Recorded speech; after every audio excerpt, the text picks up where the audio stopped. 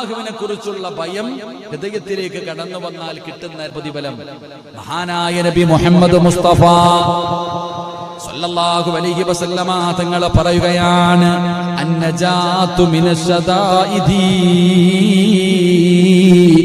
പ്രതിസന്ധികളുടെ സമയത്ത് അല്ലാഹു നിനക്ക് രക്ഷ തരുമെന്ന് നബി മുഹമ്മദ് മുസ്തഫ. എന്റെ പ്രിയപ്പെട്ടവരെ, അല്ലാഹു പറയുകയാണ് വമൻ യത്തഖില്ലാഹ യജ്അൽ ലഹു മഖ്റജാ. ഖുർആന പറഞ്ഞത് ഞാനല്ല, അല്ലാഹുവാണ് പറയുന്നത്.